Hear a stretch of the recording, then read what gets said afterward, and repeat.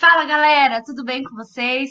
Hoje é dia de estudar um pouco mais sobre análise sintática, mas hoje nós iremos analisar as nossas orações, sabe como? Dentro de poemas. Eu adoro falar sobre poema, é muito legal. Então, prepare-se para essa aula, pegue seu caderno, pegue seu estojo. Enquanto a vinheta toca, eu te espero, beleza?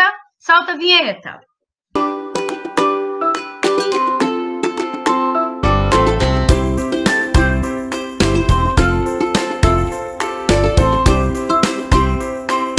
Vamos lá então?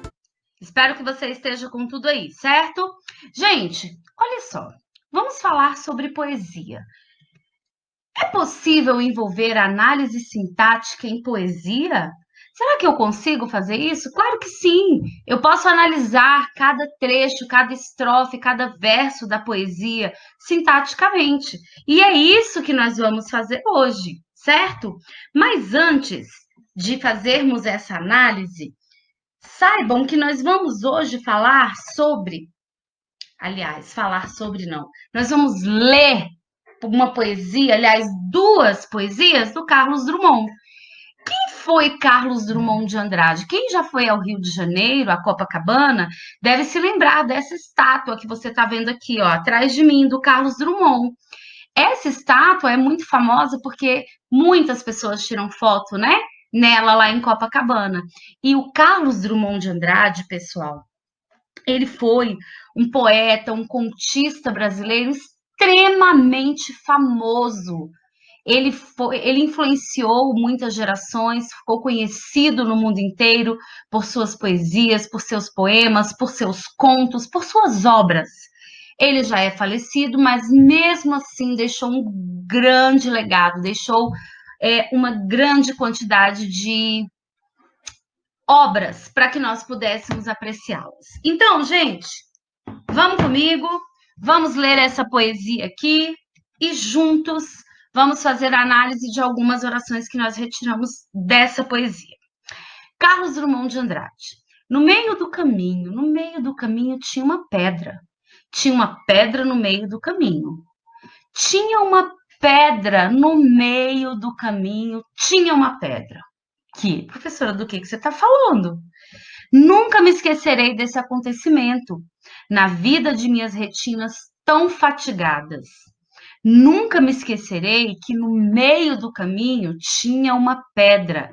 Tinha uma pedra no meio do caminho. No meio do caminho tinha uma pedra. Ufa! Por que será que ele repete tantas vezes no meio do caminho tinha uma pedra, no meio do caminho tinha uma pedra? Há várias análises para essa poesia.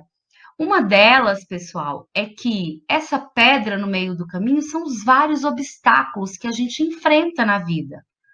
Uma pedra, por exemplo, hoje no nosso caminho, podemos dizer que é a pandemia, o Covid, é o coronavírus, e nós vamos sim conseguir superá-lo, né? Tudo bem, tá cansativo, tá difícil, mas nós vamos conseguir. Porque essas pedras do meio do caminho nos fazem aprender, não é mesmo? Então, gente, vamos analisar agora duas orações. Antes, entenda, você deve copiar a oração no seu caderno e fazer a análise junto comigo, ok? Registre todas as informações no seu caderno e anote as dúvidas, caso elas surjam, tá bom?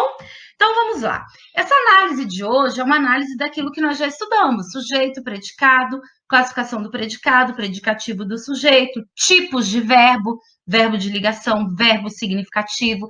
É uma aula super importante para que a gente possa prosseguir com o conteúdo, ok? Então vejam.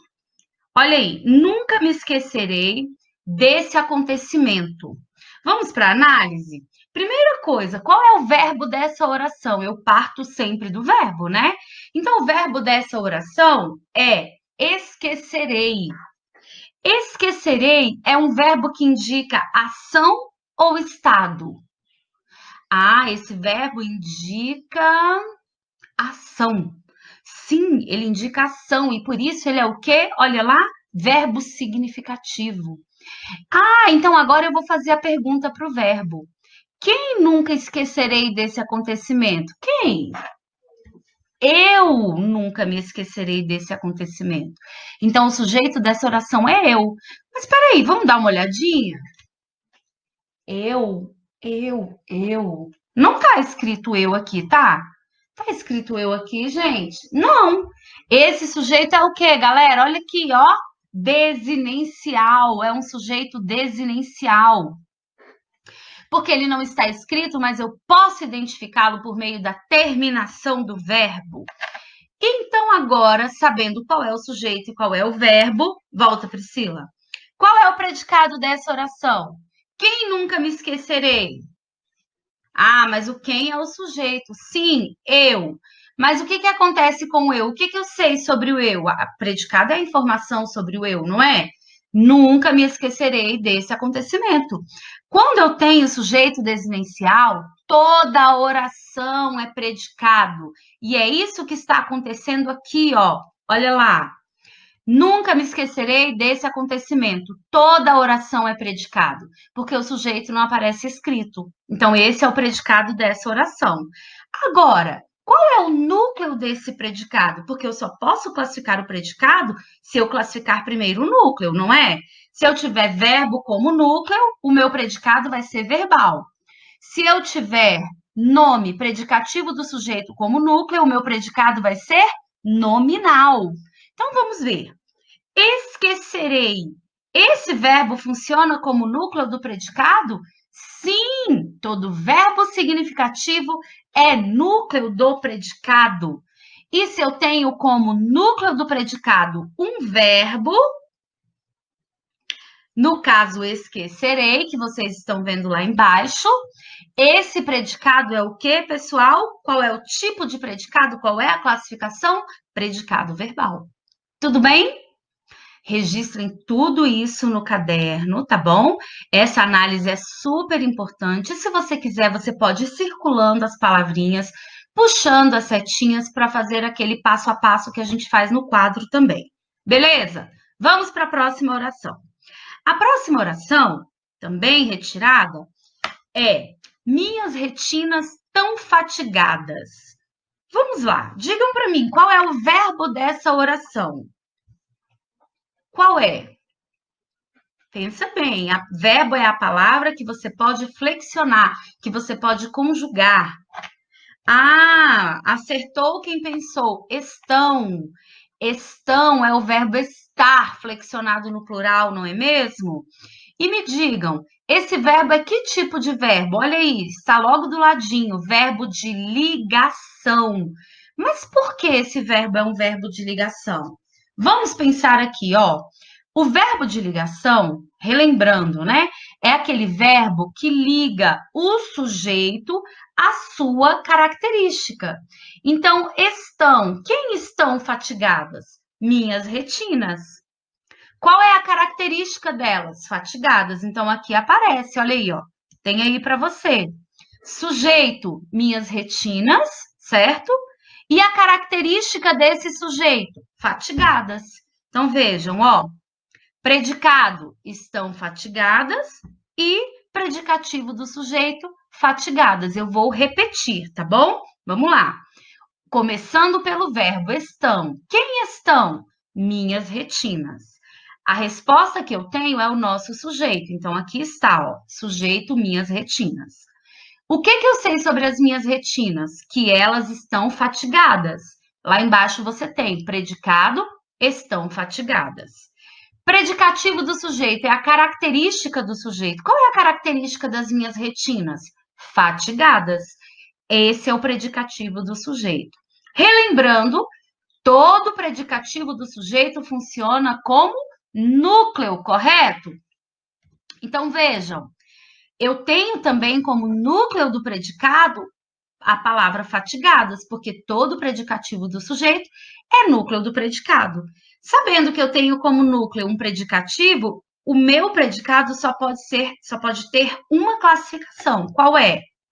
Predicado nominal. Tudo bem, gente? Espero que vocês tenham feito toda a análise aí no caderno de vocês e registrado. Façam mesmo, porque eu quero uma foto no final, ok? Dessas orações analisadas aí. Vamos lá, então? Agora, eu quero que vocês ouçam uma narração de uma outra poesia do Carlos Drummond, A Máquina do Mundo. Ouçam.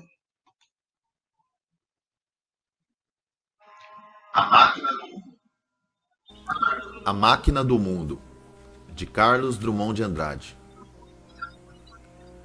E como eu palmilhasse vagamente uma estrada de Minas pedregosa, e no fecho da tarde um sino rouco se misturasse ao som de meus sapatos, que era pausado e seco, e aves pairassem no céu de chumbo, e suas formas pretas lentamente se fossem diluindo na escuridão maior, vinda dos montes e de meu próprio ser desenganado, a máquina do mundo se entreabriu, para quem, de a romper, já se esquivava, e só de ter pensado se carpia.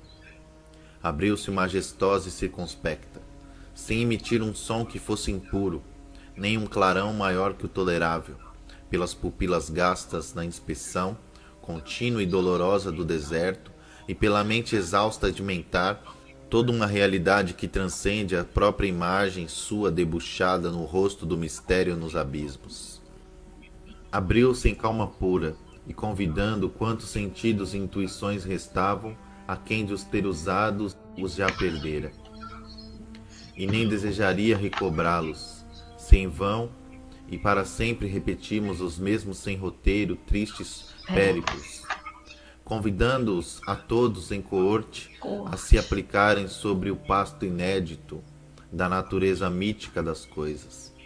Assim, me disse, embora voz alguma, ou sopro, ou eco, ou simples percussão, atestasse que alguém, sobre a montanha, a outro alguém, noturno e miserável, em colóquio se estava dirigindo, o que procuraste em ti ou fora do teu ser restrito e nunca se mostrou, mesmo afetando dar-se ou se rendendo, e a cada instante mais se retraindo, olha, repara, ausculta, essa riqueza sobrante a toda pérola, essa ciência sublime e formidável, mas hermética, essa total explicação da vida, esse nexo primeiro e singular, que nem concebes mais, pois tão esquivo se revelou ante a pesquisa ardente em que te consumiste, vê, contempla, abre teu peito para agasalhá-lo. As mais soberbas pontes e edifícios, o que nas oficinas se elabora, o que pensado foi e logo atinge, distância superior ao pensamento, os recursos da terra dominados, e as paixões e os impulsos e os tormentos e tudo o que define o ser terrestre ou se prolonga até nos animais e chega às plantas para se embeber, no sono rancoroso dos minérios, dá volta ao mundo e torna-se engolfar na estranha ordem geométrica de tudo. E o absurdo original e seus enigmas, suas verdades altas mais que tantos monumentos erguidos à verdade e à memória dos deuses, e o solene sentimento de morte que floresce no caule da existência mais gloriosa, tudo se apresentou nesse relance e me chamou para seu reino augusto, afinal, submetido à vista humana.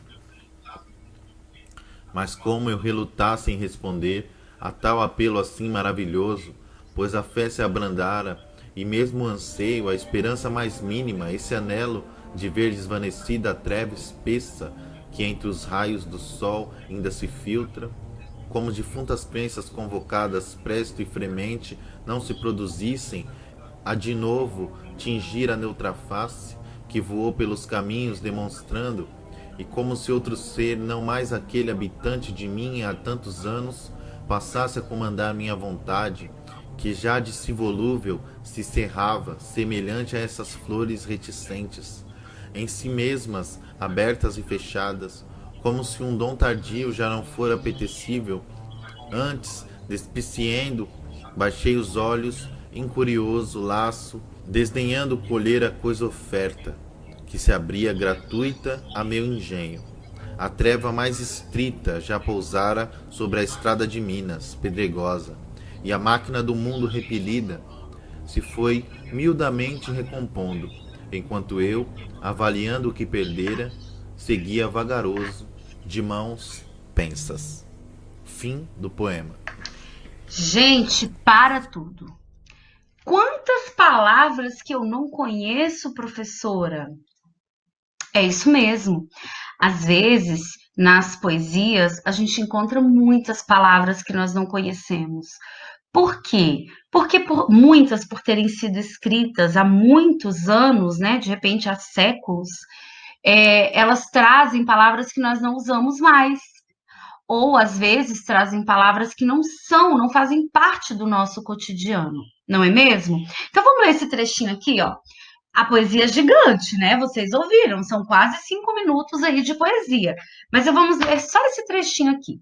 A máquina do mundo se entreabriu para quem de a romper já se esquivava, e só de o ter pensado se carpia. Abriu-se majestosa e circunspecta. O que é isso? Pesquisar.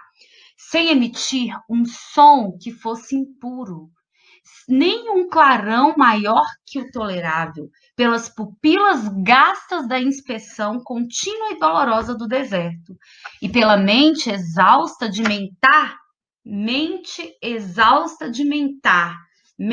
cansada, uma mente cansada. Mentar aí é um verbo que ele criou, né? Pensar, mentar, a mente cansada de tanto pensar, não é mesmo? Toda uma realidade que transcende a própria imagem sua debuxada no rosto do mistério, dos abismos. Abriu-se em calma pura e convidando quantos sentidos e intuições restavam a quem de os ter usado se em vão e para sempre repetimos os mesmos sem roteiro, tristes périplos. O que será périplos? Não sei. Convidando-os a todos em coorte a se a se aplicarem sobre o pasto inédito da natureza mítica das coisas.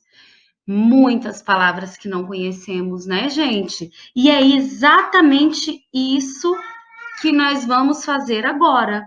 O que vocês vão fazer agora? Agora eu quero que vocês pesquisem algumas dessas palavras que vocês não conhecem no dicionário e registrem o significado de cada uma delas no caderno de vocês. Façam mesmo, porque eu quero a foto dessa atividade pronta, junto com a análise das orações que nós já fizemos e que ainda vamos fazer, tá bom? Bom, então você tem aí, ó, eu vou marcar aqui 10 segundinhos para vocês, tá? Você vai pausar o vídeo quando você voltar, 10 segundos para recomeçar, beleza?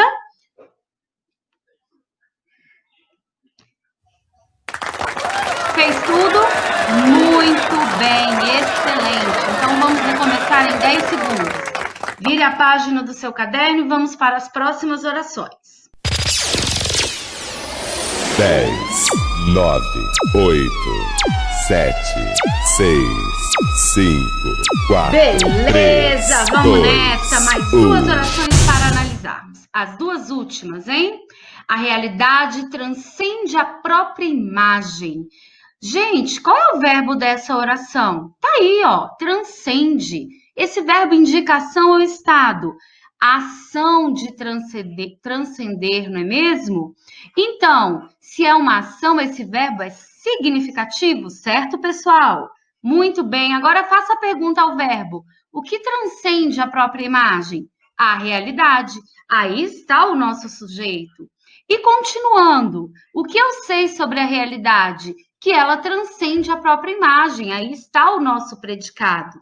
E ainda no predicado, nós temos um verbo que indica ação, concordam? Se esse verbo indica ação, ele é o núcleo do nosso predicado.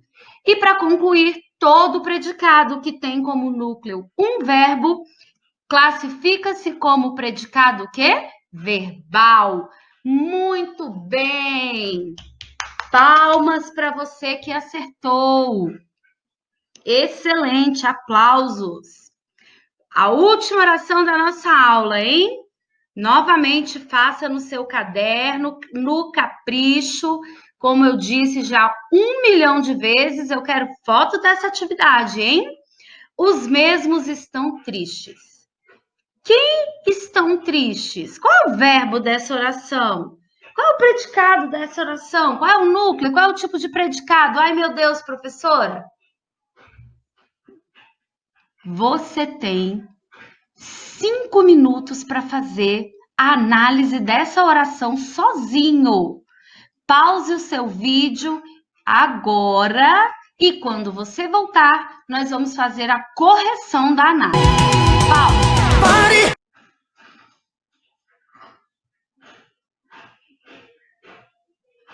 Muito bem, vamos lá então, gente. Qual é o verbo dessa oração? O verbo dessa oração, professora, é estão. Isso aí, garoto, isso aí, garota. Estão. Esse verbo indica ação ou esse verbo está ligando o sujeito à sua característica? Sim, está ligando o sujeito à sua característica. Você acertou.